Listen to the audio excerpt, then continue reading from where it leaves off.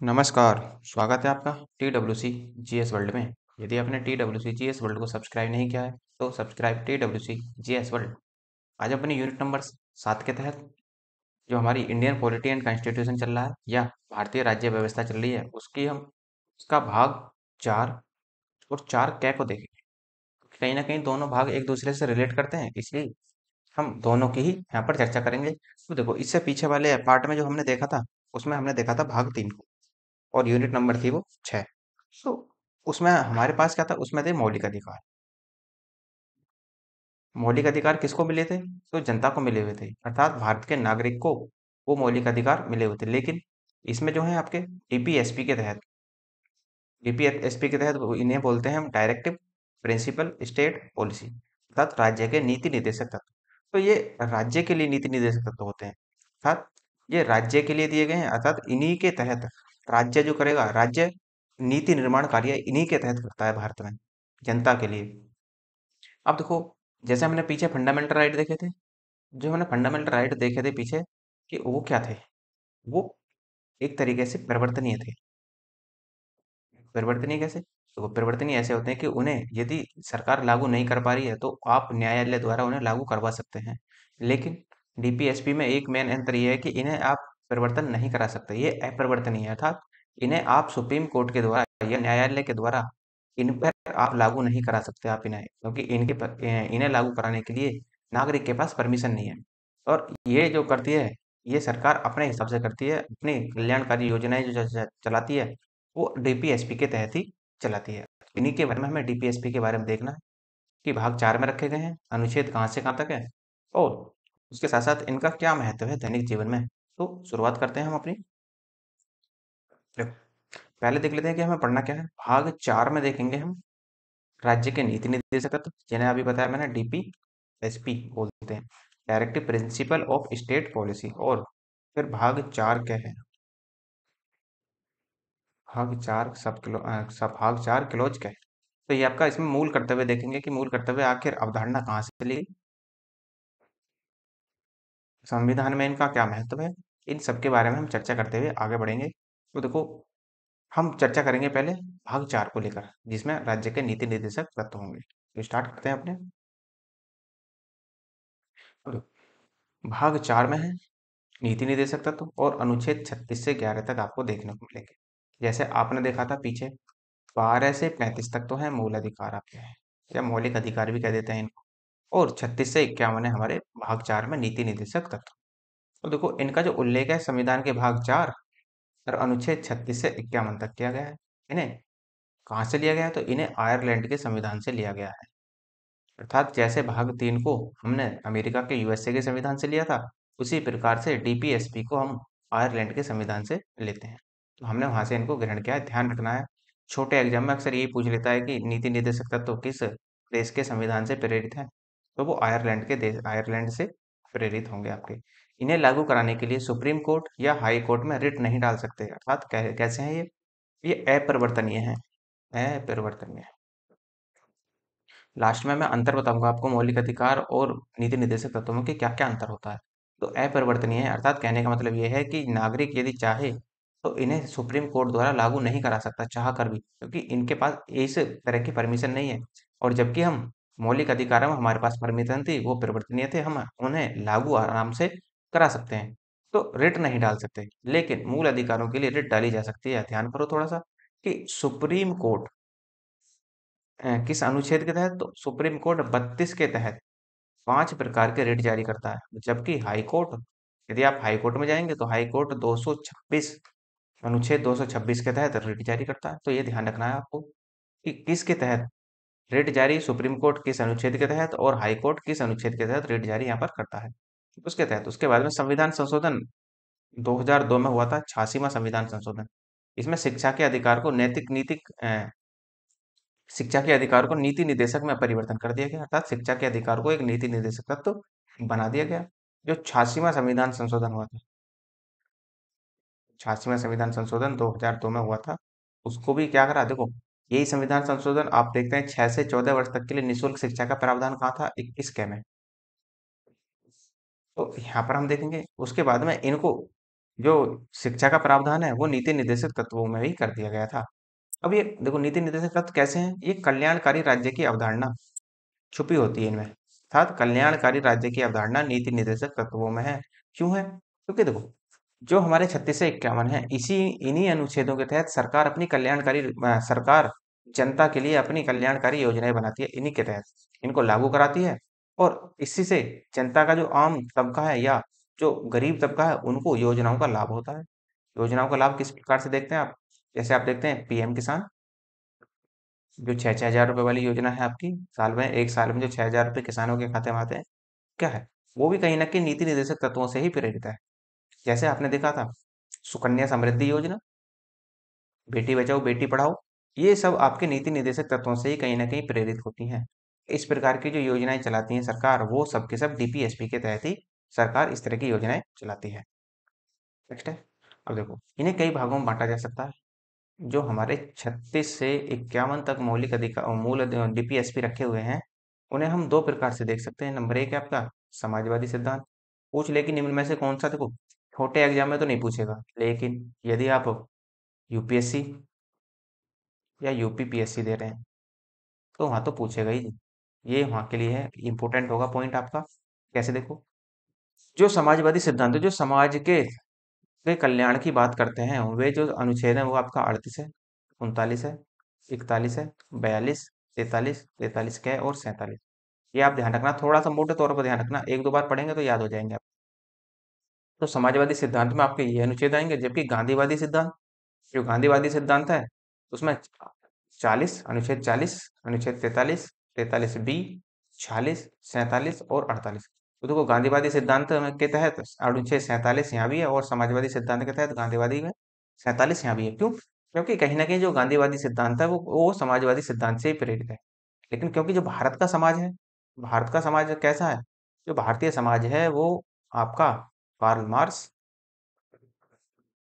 और प्लस गांधीवाद का मिला-जुला रूप है, और सबसे ज़्यादा जो झुकाव है वो गांधीवाद की तरफ ही इसका झुकाव है। पीछे की क्लास में मैं इस चीज़ को बता चुका हूँ कि हमारा समाज किस तरह से है।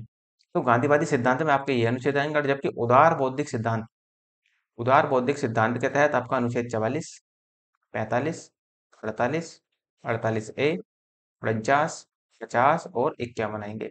तो ये मोटे मोटे तौर पर आपको इतना ध्यान रखना है कि समाजवादी सिद्धांत कौन सा, गांधीवादी सिद्धांत के तहत कौन से, उत्तर बौद्धिक सिद्धांत में कौन कौन से अनुच्छेदों को रखा गया है। अब इन्हें के बारे में जरा हम क्रम से देख लेते हैं, सबके बारे में कौन सा अनुच्छेद क्या कहता है इनको। निर्देशक तत्वों और विभिन्न विद्वानों के मत, इससे पहले हम मत भी देख लेते हैं कि क्या है, कि विभिन्न विद्वानों ने कौन कौन से मत दिए हैं। जैसे केटी साहब हुए हैं, एक विद्वान है केटी साहब। तो यह एक ऐसा चेक है जो बैंक की सुविधा के अनुसार अदा किया जाता है, ये कथन है इनका।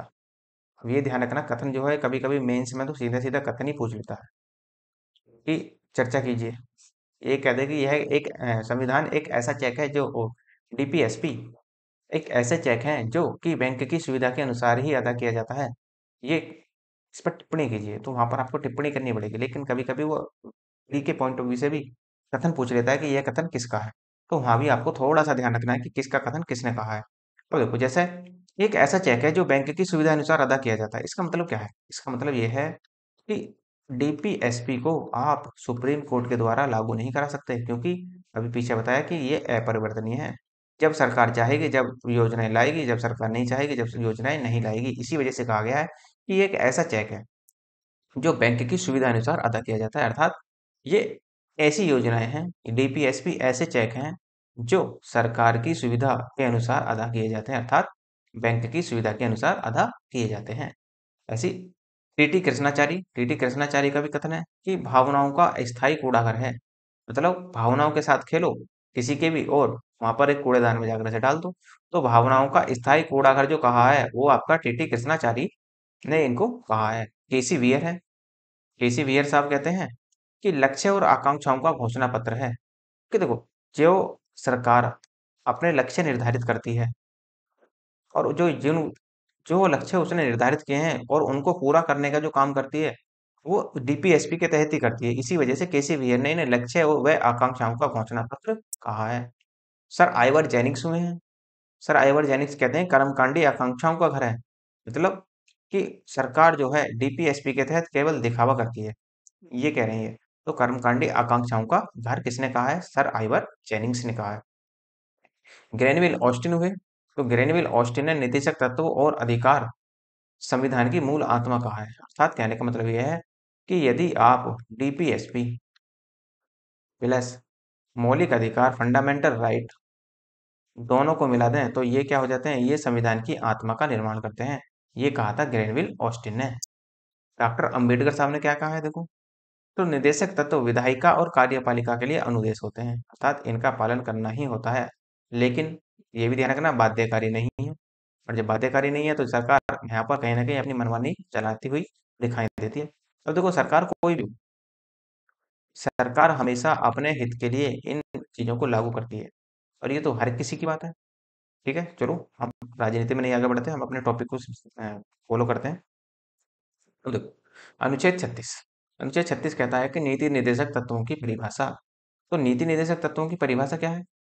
जो नीति निर्देशक तत्व जो परिभाषा अनुच्छेद 12 में दी है, जो मैंने आपको पीछे बताया था पीछे की क्लास में, वही सेम परिभाषा यहाँ है, कोई भी फेरबदल नहीं है। कि अनुच्छेद मैंने आपको वहां पर दिखवाया था कि अनुच्छेद 12 के तहत कौन कौन आता है? संसद आती है। संसद में भी संसद के तीनों सदन, जो बताया था आपको, लोकसभा, राज्यसभा और राष्ट्रपति, ये आते हैं। उसमें ही क्या आता है? विधानमंडल आता है। विधानमंडल में भी तीनों आते हैं, विधानसभा, विधान परिषद और राज्यपाल। तो इस तरीके के प्रावधान अनुच्छेद 36 में है, कुछ सेम है, कोई फेर बदलाव नहीं है। तो वहां पर मूल के मौलिक अधिकारों की परिभाषा दी हुई है, यहाँ पर नीति निर्देशक तत्वों की परिभाषा का वर्णन है, बस इतना ध्यान रखना है। बाकी दोनों की परिभाषाओं में कोई भी अंतर नहीं है। नेक्स्ट है आपका अनुच्छेद 37। तो अनुच्छेद 37 कहता है कि राज्य के शासन के लिए मूलभूत है, अर्थात राज्य जब शासन संचालित करेगा तो उसके शासन में ये महत्वपूर्ण भूमिका अदा करते हैं। ये न्यायालय द्वारा लागू नहीं है, अर्थात इन्हें न्यायालय के द्वारा लागू नहीं कराया जा सकता। इसका मतलब ये है कि ये जो डीपीएसपी हैं हमारे, ये अपरिवर्तनीय की श्रेणी में आते हैं। इसके सिद्धांत देश के संचालन में मूलभूत हैं, अर्थात क्योंकि देश में जब हम योजनाएं लाएंगे जो एक गरीब तबके को ऊपर उठाने का प्रयास करेंगे, तो वो किसके द्वारा होगा? वो योजनाओं के द्वारा ही होता है। अभी आपको बताया पीएम किसान योजना, आयुष्मान भारत योजना, बेटी बचाओ बेटी पढ़ाओ योजना, सुकन्या समृद्धि योजना, सब की सब किसके लिए हैं? सब की सब कल्याणकारी राज्य के लिए ही ये योजनाएं चलाई जाती हैं। राज्य का कर्तव्य है कि इन सिद्धांतों को कानून बनाकर वो लागू करे। तो राज्य को कर्तव्य दिए गए हैं, ना कि नागरिकों को। तो ये राज्य का कर्तव्य होगा कि वो किसी भी तरीके से कानून बनाए या योजनाओं को लागू करे, कुछ भी, एनीथिंग।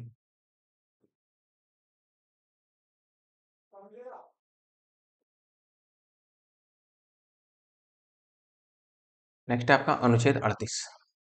अनुच्छेद 38 कहता है राज्य लोक कल्याण के लिए सामाजिक व्यवस्था बनाएगा। अर्थात कहने का मतलब ये है कि राज्य यदि कल्याणकारी समाज की स्थापना करना चाहता है तो वहां पर सामाजिक व्यवस्थाएं बनानी होंगी। वो आपका अनुच्छेद 38 इस प्रकार से कहने का प्रयास यहाँ पर। नेक्स्ट है 39, जो है इंपोर्टेंट है, वेरी वेरी इंपोर्टेंट है 39 आपका। तो 39 कहता है कि पुरुष और स्त्री को समान रूप से आजीविका प्राप्त होगी। अर्थात कहने का मतलब ये है, जैसे वर्तमान में हमारा समाज कैसा है? हमारा समाज पितृसत्तात्मक समाज है। अच्छा, कभी हमारा समाज मातृ सत्तात्मक भी रहा है? जरा प्रयास कीजिए। और हिस्ट्री में मैंने आपको बताया है कि हमारा समाज कब मातृ सत्तात्मक की श्रेणी में आया है और कब नहीं आया। तो जरा कमेंट करके बताना इसके सवाल का आंसर। देखो, जब पुरुष और स्त्री को समान रूप से आजीविका प्राप्त होगी तो इसमें कई प्रावधान किए गए हैं। जैसे अनुच्छेद 39 क्या इस तरह से देखेंगे आप, 39 क्या, 39 का क्लोज क्या है?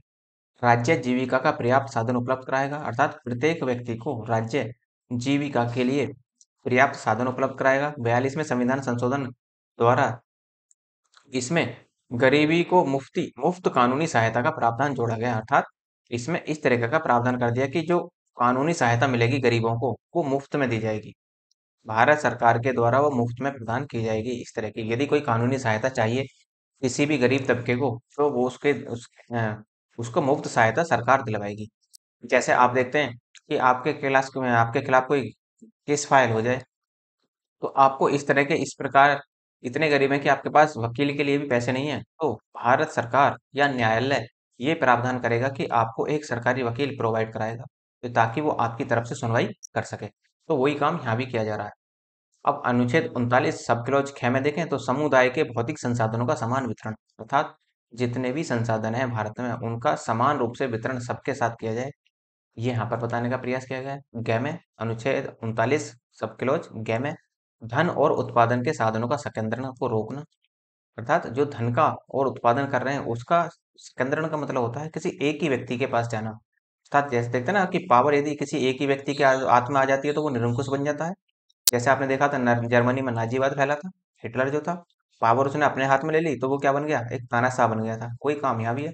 तो सरकार धन के उत्पादन के साधनों के संकेंद्रण को रोकती है, कहीं ना कहीं एक ही व्यक्ति के हाथों में सारे संसाधन ना चले जाएं, इसको रोकने का प्रयास करती है।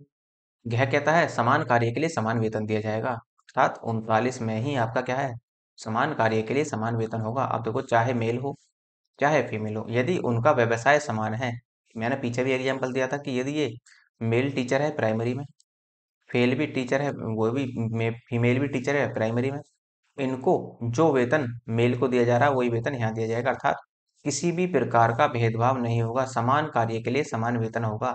हाँ, वो एक अलग बात हो जाती है कि यदि कार्य ही अलग हो जाए तो वहां पर वेतन भी अलग हो जाएगा, लेकिन यदि प्रोफेशन व्यवसाय समान है तो समान कार्य के लिए आपको समान वेतन दिया जाएगा। डे कहता है कर्मकारों के स्वास्थ्य और शक्ति के दुरुपयोग के संबंध में संरक्षण देगा।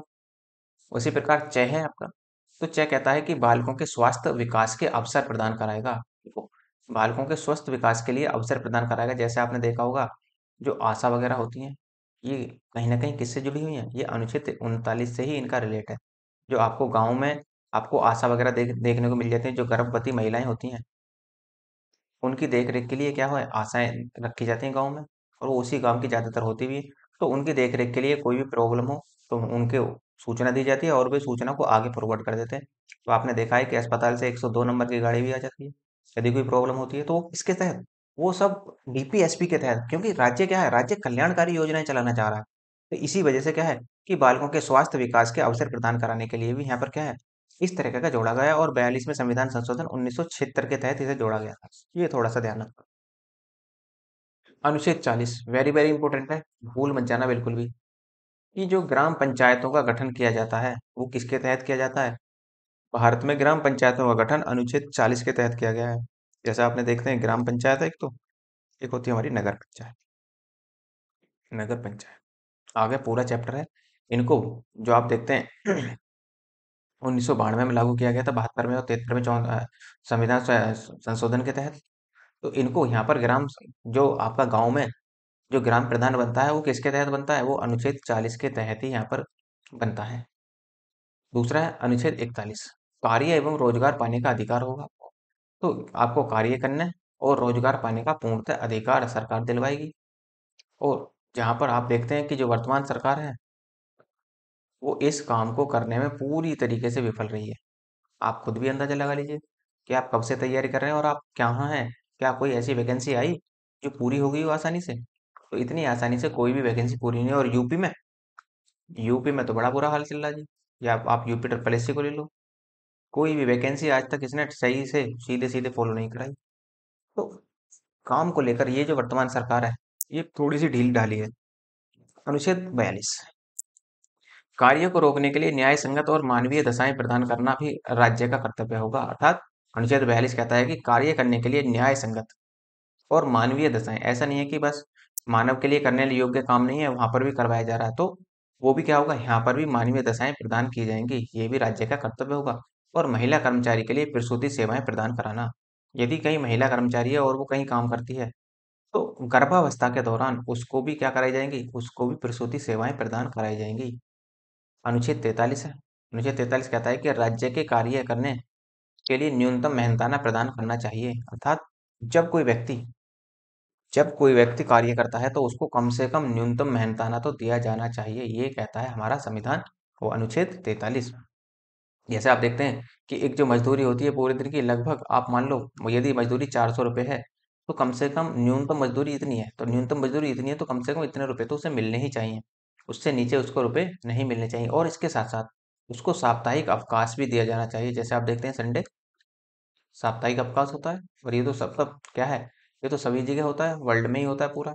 लेकिन कुछ कंपनियां ऐसी हैं वो संडे को ओपन रहती हैं, किसी और दिन छुट्टी दे देती हैं, लेकिन वो एक अपवाद की श्रेणी में आएगा। लेकिन साप्ताहिक अवकाश जो दिया जाता है ज्यादातर, वो मेनली आपका संडे को ही दिया जाता है। अनुच्छेद 43A, 43A कहता है कि औद्योगिक प्रबंधन में कर्मचारियों की सहभागिता होगी। तो जो औद्योगिक प्रबंधन होंगे उसमें भी क्या होगी, सहभागिता, कर्मचारियों की सहभागिता का मतलब वहां पर जो कर्मचारी होंगे एक दूसरे के सहयोग से ही वहां पर कार्य करेंगे। तीसरा है अनुच्छेद 43B है। 43B कहता है कि सहकारी समितियों का गठन होगा। तो सहकारी समितियां क्या होती हैं? सहकारी समितियां होती हैं सहयोग। सहकारी का मतलब होता है सहयोग, अर्थात सहयोग किसका होगा? दो या दो से अधिक व्यक्तियों का वहां पर सहयोग होता है, तो वहां पर सहकारी समिति बन जाती है। अब देखो कभी कभी तो इसमें सहयोग हो जाता है निजी क्षेत्र का, निजी प्लस निजी दोनों क्षेत्र आ जाते हैं, मतलब दोनों ही प्राइवेट सेक्टर आ जाते हैं। और कभी कभी आप देखते हैं कि यहाँ पर निजी के साथ साथ सरकार भी आ जाती है, शामिल हो जाती है। तो ये भी क्या है, कुल मिलाकर ये भी क्या है, आपका सहभागिता है। ये आपकी सहकारी संस्थाएं होती हैं। कुछ निजी क्षेत्र मिलते हैं, क्या कुछ सरकारी क्षेत्र मिलते हैं, तो यहाँ पर यह इस तरीके से कंडीशन बनती है। अब जैसे देखते हैं आप, पीपीपी मॉडल चल रहा है वर्तमान में। पीपीपी मॉडल क्या करता है? पब्लिक प्राइवेट पार्टनरशिप, अर्थात इसमें जनता की भी भागीदारी होगी, इसमें निजी क्षेत्र की भी भागीदारी होगी, जब जाकर पार्टनरशिप के तहत दोनों काम बनाएंगे। तो ये भी क्या है, पीपीपी मॉडल क्या है, वो भी सहकारी योजना के तहत ही लागू है आपका। नेक्स्ट है अनुच्छेद 44, वेरी वेरी इंपॉर्टेंट है अनुच्छेद 44, कॉमन सिविल कोड, अर्थात समान नागरिक संहिता। अब देखो समान नागरिक संहिता क्या होती है? समान नागरिक संहिता ये होती है कि व्यक्ति जो भारत के नागरिक हैं, यदि हम पूरे देश में समान नागरिक संहिता लागू कर देते हैं, तो उसके लिए धर्म से रिलेटेड एक ही काम होगा, धर्म से रिलेटेड एक ही कानून होगा। जैसे आप देखते हैं हिंदू धर्म में अलग कानून है, मुस्लिम धर्म में अलग कानून है, सिख धर्म में अलग कानून है। तो इनके लिए क्या होगा, इन सब के लिए एक कानून बना दिया जाएगा। अब जैसे आप देखते हैं कि मुस्लिम धर्म में एक ही व्यक्ति एक ही शादियां कर सकता है, वो उनके धर्म में है ऐसा। यदि उनके धर्म में ऐसा है, तो अब आप देखो तो हिंदू धर्म में क्या है, हिंदू धर्म में केवल व्यक्ति एक ही शादी कर सकता है। तो यहाँ पर जो होगा, ये जो भेदभाव चल रहा है यहाँ पर हिंदू और मुस्लिम के लिए, जो कानून बनेगा वो हिंदू के लिए भी लागू होगा, वो मुस्लिम के लिए भी लागू होगा। तो दोनों के लिए, इसीलिए इसे बोलते हैं समान नागरिक संहिता। इसे जो देखते हैं हम धर्म के चश्मे से देखते हैं हमेशा। और अभी तक भारत में समान नागरिक संहिता लागू नहीं है, केवल यदि एक राज्य को छोड़ दिया जाए, गोवा को। ये थोड़ा सा ध्यान रखना कि गोवा में सिविल नागरिक संहिता, अर्थात समान नागरिक संहिता कहाँ लागू है, तो केवल और केवल वर्तमान में गोवा ही एक ऐसा राज्य है भारत का जहाँ पर समान नागरिक संहिता लागू है, और अनुच्छेद 44 के तहत ये आती है। ये थोड़ा सा ध्यान रखना है। फिर है आपके पास अनुच्छेद 45। अनुच्छेद 45 कहते हैं कि 86वें संविधान संशोधन 2002 के तहत इसको जोड़ा गया था, और इसमें ये कह दिया कि जो 6 वर्ष से कम उम्र के बच्चे हैं उनको निःशुल्क शिक्षा का प्रावधान दिया जाएगा। अब थोड़ा सा फिर से याद करो, देखो 86वां संविधान संशोधन हुआ 2002 में हो गया, ठीक है। और जब 2002 में हो गया तो इसमें एक प्रावधान किया गया कि अनुच्छेद 21A, यहाँ पर 21 क्या जोड़ा गया था, 21 क्या में 6 से 14 वर्ष तक के लिए निःशुल्क शिक्षा का प्रावधान बच्चों के लिए, और यहाँ पर जो 6 वर्ष से छोटे बच्चे हैं उनके लिए भी शिक्षा का प्रावधान अनुच्छेद 45 में किया गया। ये आप ध्यान रखना, अनुच्छेद 45 में क्या हुआ कि शिक्षा का प्रावधान कर दिया गया यहाँ पर। और वो भी किसके लिए, जो 6 वर्ष से कम उम्र के बच्चे हैं। जैसे आप देखते हैं स्कूल में छोटे छोटे बच्चे आते हैं, जो सरकारी स्कूल होते हैं, और वो वहाँ पर थोड़ी बहुत देर के लिए रुकते हैं, और वहाँ पर उनको अच्छा खासा खाने के लिए भोजन भी मिलता है। तो इसी लहर से, ताकि बच्चा क्या हो, बच्चा धीरे धीरे बचपन से ही क्या हो, स्कूल की तरफ अग्रसर होना प्रारंभ कर दे। इसी वजह से यही मेन काम है सरकार का। तो अच्छा है, क्योंकि कल्याणकारी योजनाएं सरकार को देखो चलानी ही होंगी। बिना कल्याणकारी योजनाओं के कैसे बात बनती है वो, क्योंकि हर व्यक्ति, जो समाज का प्रत्येक व्यक्ति है, वो प्रत्येक व्यक्ति निजी स्कूल में अपने बच्चों को नहीं पढ़ा सकता। और जो निजी स्कूल में पढ़ाने में सक्षम है, वो अपने बच्चों को निजी स्कूल में पढ़ाए। लेकिन कुल मिलाकर सरकार का उद्देश्य एक ही है कि सबको शिक्षित करना। शिक्षित करेंगे सबको, जब देश क्या होगा, आगे बढ़ेगा। और जब मोदी जी का नारा भी है कि 2047 तक हमें अपना देश विकसित करना है। तो कैसे होगा, जब हमारा समाज पढ़ा लिखा होगा, समझ आएगी, तो वो एक अच्छे निर्णय लेने में सक्षम होगा। अनुच्छेद 46, अनुच्छेद 46 कहता है कि अनुसूचित जाति, अनुसूचित जनजाति और अन्य कमजोर वर्गों की शिक्षा एवं आर्थिक अधिकारों का विकास एवं शोषण से बचाव करेगा। मतलब जो भी SC हैं, ST हैं, और कोई भी EWS है, अन्य कमजोर वर्ग का व्यक्ति है, तो उनके शोषण से, जो अमीर लोग होते हैं उनके शोषण से इन लोगों को बचाने का प्रयास करेगा। कौन? सरकार, अर्थात राज्य इनको बचाने से, अर्थात इनके शोषण से शोषण होने से रोकने से सरकार इनका बचाव करेगी। तो ये सब कहा गया है, ये भी आपका टीपीएसपी के तहत ही कहा गया है। 47 अनुच्छेद 47 कहता है कि लोक स्वास्थ्य कायम रखने के लिए राज्य चाहे तो किसी भी खाद्य पेय पदार्थ पर प्रतिबंध लगा सकता है। तो जैसे देखो, बिहार में नीतीश कुमार जी हैं, सीएम है बिहार के, नीतीश कुमार जी, नीतीश कुमार, इन्होंने क्या कर रखा है, जो शराब होती है, जो मद होती है या मदिरा जो होती है, उसको पूरे बिहार में बैन कर रखा है। कारण क्या है, इस अनुच्छेद के तहत क्या है, वो अनुच्छेद 47 के तहत ही उन्होंने उसको बैन किया है। तो लोक स्वास्थ्य कायम रखने के लिए राज्य चाहे तो किसी भी खाद्य पेय पदार्थ को पर प्रतिबंध लगा सकता है। तो वो यहाँ पर काम होता है। 48 कहता है, अनुच्छेद 48 कृषि व पशुपालन का विकास करना। साथ कहने का मतलब ये है कि कृषि और पशुपालन का विकास किसके तहत किया जाएगा, कृषि का भी विकास करेंगे और पशुपालन का भी विकास किया जाएगा अनुच्छेद 48 के तहत। उसी में अगर देखो, अनुच्छेद 48A इंपोर्टेंट है, वेरी वेरी इंपोर्टेंट है। अब देखो, अनुच्छेद 44 भी ध्यान रखना है, 45 भी याद रखना है। कुल मिलाकर आप 39 से सारे अनुच्छेद याद रखेंगे। 36, 37, 38 को छोड़ देंगे तो कोई दिक्कत नहीं है, लेकिन 39 से सारे आगे के 39 से 51 तक अनुच्छेद जरूर याद रखना है आपको। तो यहाँ पर वन्य जीवों का संरक्षण और पर्यावरण का संरक्षण करना, अर्थात जो हमारे जीव जंतु होते हैं उनकी भी रक्षा करना और पर्यावरण को बनाए रखने का दायित्व भी वो डीपीएसपी के तहत ही सरकार का होगा। लेकिन मैं तो ये मानता हूँ कि इस तरह का संरक्षण ये प्रत्येक नागरिक का कर्तव्य होगा, सरकार का ही नहीं। देखो, सरकार योजनाएं बना देती है, लेकिन धरातल पर उन्हें लागू कराने के लिए आम जनता की ही मदद की जरूरत पड़ेगी। कि जब तक जनता निकलकर सामने नहीं आएगी, जब तक इन चीजों को या कल्याणकारी योजनाओं को लागू करना संभव ही नहीं हो पाता। इसी वजह से क्या है कि दोनों को मिलकर काम करना है, जनता को भी और सरकार को भी, जब ये बात बनेगी। क्योंकि आप देखते हैं कि जो पशु होते हैं, जो जानवर होते हैं, उनकी संख्या भी क्या होती है, दिनों दिन घटती जा रही है। अब आप देखते हैं, जब अभी आपने देखा कि 1952 में ही हमारे पास क्या हो गया था, चीता खत्म हो गया था, समाप्त हो गया था भारत से। और अभी वर्तमान में उन्हें नामीबिया से लाया गया है। क्यों लाया गया, क्योंकि ताकि यहाँ पर भी इनकी संख्या बढ़ती रहे और पर्यावरण में एक संतुलन की स्थिति बनी रहे। यही मेन काम होता है। अब इसे 42वें संविधान संशोधन 1976 के तहत इसे भी जोड़ा गया था। तो 48A को बाद में जोड़ा गया है। अनुच्छेद 49 कहता है कि जो ऐतिहासिक महत्व के स्मारक की सुरक्षा का राज्य का दायित्व भी क्या होगा, कर्तव्य, वो राज्य का ही होगा। अर्थात कहने का मतलब यह है, जो हमारे पुराने मोन्यूमेंट हैं, अर्थात जो हमारी ऐतिहासिक इमारतें हैं, जैसे ताजमहल, लाल किला, ये जो आपके ताजमहल, लाल किला और भी बहुत सारे हैं। तो जयपुर का किला आप देखते हैं, ये जो आप देख रहे हैं, तो ये ऐतिहासिक महत्व के हैं और इनकी सुरक्षा का दायित्व केवल और केवल किसका है? राज्य सरकार। राज्य इनकी सुरक्षा का दायित्व उठाएगी, लेकिन जब तक नागरिक सामने नहीं आएंगे, सरकार चाहे कितना भी दायित्व क्यों ना उठा ले, तब तक सब जो योजनाएं होती हैं पूरी तरीके से आपकी सफल नहीं हो पाती। इसलिए दोनों को ही काम करना होगा। सरकारें पैसा देंगी, सरकारें वहां पर काम करवाएंगी, लेकिन हमारा भी ये कर्तव्य होगा कि हम वहां पर जो हमारे ऐतिहासिक महत्व के स्मारक होते हैं, उनकी उनकी साफ सफाई का दायित्व भी हमारा ही होता है। हम क्या करते हैं, अक्सर कहीं भी पीक मार दी, कहीं कुछ भी कर दिया, कि ये जो चीजें होती हैं ये सब गलत है। जब गलत है तो गलत ही है।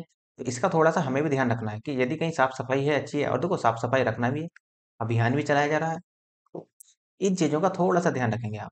कम से कम आप तो पढ़े लिखे हैं, तो कम से कम आप ही शुरुआत कर दीजिए। तो थोड़ा सा अपने आप को सुधारने का भी प्रयास रखें आप। तो अनुच्छेद 50 कहता है कि राज्य का कर्तव्य है कि वह कार्यपालिका और न्यायपालिका को पृथक करे। साथ कहने का मतलब यह है कि जो कार्यपालिका का कार्य है, वो तो कार्यपालिका करेगी, और जो न्यायपालिका का कार्य है, वो न्यायपालिका करेगी। अर्थात कहने का मतलब यह है कि ना तो न्यायपालिका कार्यपालिका के काम में टांग अड़ाएगी, उसी तरीके से ना ही कार्यपालिका न्यायपालिका के कार्य क्षेत्र में टांग अड़ाएगी। तो क्या है, दोनों को पृथक करने की यहाँ पर ये बात करता है। उसी तरह से अनुच्छेद 51 है। अनुच्छेद 51 कहता है कि आंतरिक एवं बाहरी शांति को बनाए रखना भी राज्य का कर्तव्य होगा। आंतरिक आंतरिक संबंध जो कंडीशन बनती है, जैसे देखते हैं कभी कभी हमारे जो राज्य होते हैं वही आपस में भिड़ जाते हैं, जैसे कावेरी जल विवाद को लेकर अक्सर विवाद होता रहता है। इस तरह की जो कंडीशन बनती है, ये हमारी आंतरिक है। और जो बाहरी है, और जो बाहरी समस्या है हमारे पास, वो बाहरी समस्या इधर से दो देश ऐसे हैं हमारे पड़ोसी, एक इधर पाकिस्तान है और इधर चाइना। इनसे भी हमें अपनी सुरक्षा का दायित्व रखना है। और जो सुरक्षा करनी है वो किसको करनी है, सरकार को। बिना नागरिकों की सहभागिता के क्या सरकार रक्षा कर सकती है? नहीं, क्योंकि जो हमारी आर्मी होती है, तो वो भी तो एक आम नागरिक ही होते हैं, तो वो जाकर वहां पर सुरक्षा देती है। और सपोर्ट किसका होता है? सपोर्ट होता है पूरा सरकार का, क्योंकि बिना सरकार के सपोर्ट के भी कुछ नहीं हो सकता और बिना नागरिक के भी यहाँ पर कोई भी चीज संभव नहीं है। तो आंतरिक और बाहरी शांति को बनाए रखने का कर्तव्य भी राज्य का होगा। नेक्स्ट, अब देखो, इन कर्तव्यों के अलावा और भी कर्तव्य हैं। जैसे आप देखते हैं अनुच्छेद 335, तो राज्य का कर्तव्य है कि वह अनुसूचित जाति व अनुसूचित जनजाति को पदों में पर आरक्षण दे। ये भाग 16 में देखने को मिलेगा।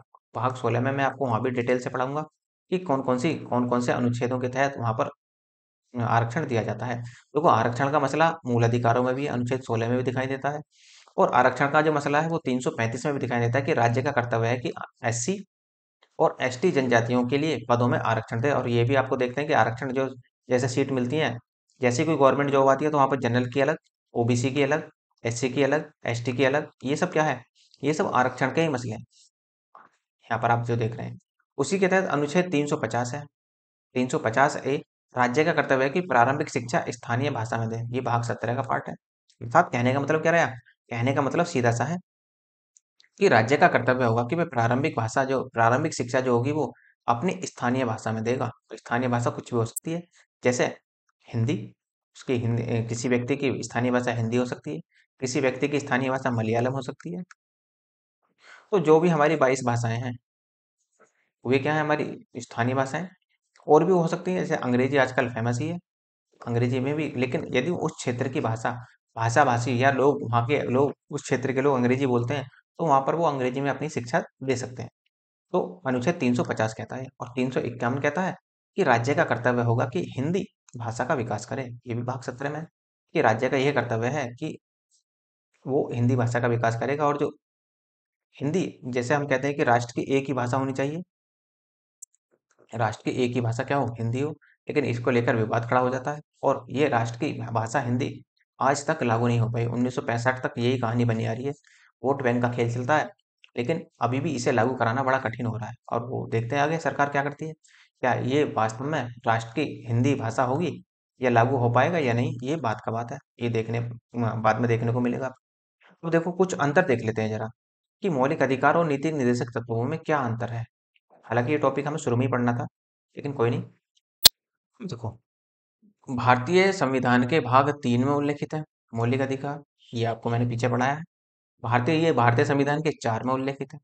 उसी तरीके से देखें तो अमेरिका के संविधान से लिए गए हैं मौलिक अधिकार, जबकि डीपीएसपी आयरलैंड के संविधान से लिए गए हैं।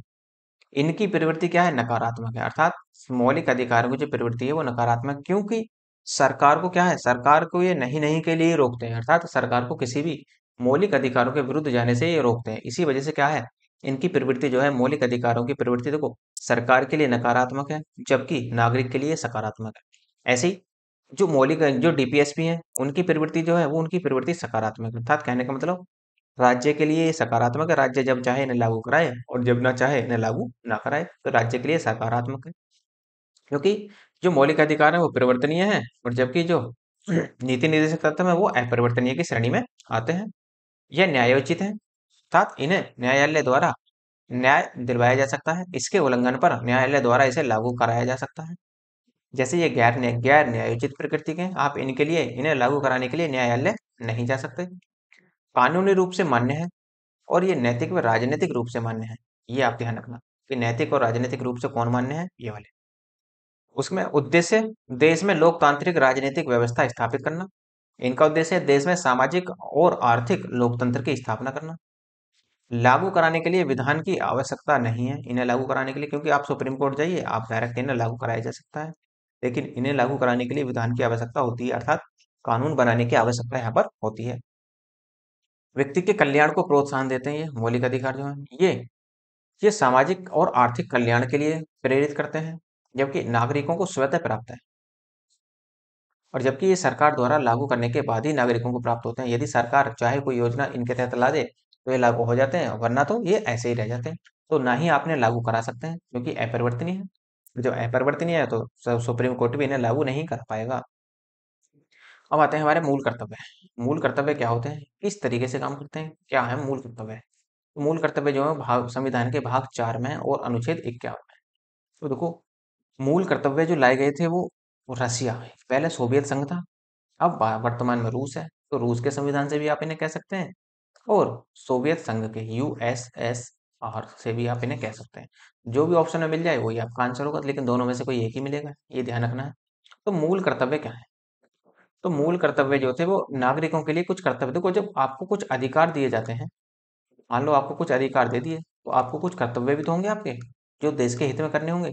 लेकिन अधिकार तो सबको चाहिए, कर्तव्य कोई नहीं चाहता। तो लेकिन यहाँ पर क्या है, संविधान ने हमारे संविधान में दोनों ही वर्णित है, अधिकार भी है आपको और आपके कर्तव्य भी दिए गए हैं। कर्तव्य किसके क्या होंगे, कौन कौन से कर्तव्य होंगे, उन सबके बारे में हम अभी देख लेते हैं। तो देखो, इन्हें कब जोड़ा गया था, तो कोई मूल संविधान का ये भाग नहीं है। तो मूल कर्तव्य जो जोड़े गए थे वो 42वें संविधान संशोधन 1976 के तहत जोड़े गए थे कि एक समिति बनी थी, सरदार स्वर्ण सिंह समिति। सरदार स्वर्ण सिंह समिति की अनुशंसा पर ही इन्हें जोड़ा गया था, ये ध्यान रखेंगे। और उसके साथ साथ इन्हें 51A में जगह दी गई। शुरू में जब शुरू हुआ 1976 में ये मूल कर्तव्यों को लागू किया गया था, तो इनकी संख्या 10 थी। लेकिन 86वां संविधान संशोधन हुआ 2002 में, उसमें एक मूल कर्तव्य और जोड़ दिया गया। अब वर्तमान में जो इनकी संख्या है, वर्तमान में इनकी संख्या 11 देखने को मिलती है। ये आप ध्यान रखना है। कौन कौन से मूल कर्तव्य हैं वो भी हम देख लेते हैं। तो देखो, जैसा 6 से 14 वर्ष तक के बच्चों को निःशुल्क एवं अनिवार्य शिक्षा का प्रावधान 88वें संविधान संशोधन 2002 के तहत जोड़ा गया था। ये जो निःशुल्क शिक्षा है ये कहाँ है, अनुच्छेद 21 के में, क्योंकि बहुत कुछ हुआ था। 42वें समय जो 86वें संविधान संशोधन के तहत आपने देखा 45 में भी प्रावधान है, क्योंकि वहां पर 6 वर्ष से पहले के बच्चों के लिए है। और 21 के में 6 वर्ष से और 14 वर्ष तक के बच्चों के लिए है यहाँ पर प्रावधान। कैसे, मूल कर्तव्यों की विशेषता क्या है, मूल कर्तव्यों की विशेषता भी देख लेते हैं। ये गैर न्यायोचित प्रकृति के हैं, अर्थात यदि आप चाहें तो इन्हें न्यायालय द्वारा लागू नहीं करा सकते, ये भी अपरिवर्तनीय है। इनमें से कुछ नैतिक कर्तव्य हैं तथा कुछ नागरिक हैं, अर्थात कुछ नागरिक के कर्तव्य हैं, कुछ नैतिक कर्तव्य हैं जो हमें करना ही चाहिए। क्या आप बताओ, क्या हमें अपने राष्ट्र ध्वज का सम्मान नहीं करना चाहिए? क्यों नहीं करना चाहिए, बिल्कुल करना चाहिए। क्या हमें अपने राष्ट्रीय गान का सम्मान नहीं करना चाहिए? क्योंकि ये हमारे नैतिक कर्तव्य है, ये हमारा ड्यूटी है। जब देखो हम ही इस तरह का कर्तव्य को नहीं निभाएंगे तो और कौन निभाएगा? तो हमें ये चीजें हमें निभानी ही चाहिए। और ये प्रत्येक नागरिक का कर्तव्य भी है। ये कर्तव्य मानकर चले कि हाँ, हमें राष्ट्रीय ध्वज का सम्मान करना है, राष्ट्रीय गान का सम्मान करना है।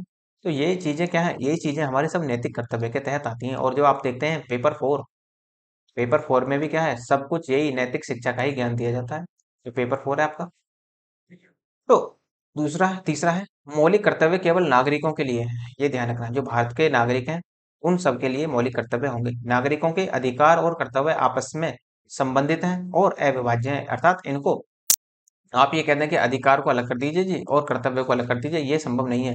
यदि आपको अधिकार मिले हैं तो आपके कुछ कर्तव्य भी होंगे।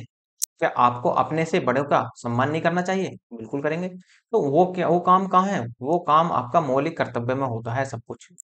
तो इनके बारे में थोड़ा सा आगे बढ़ते हैं लेकर इनको।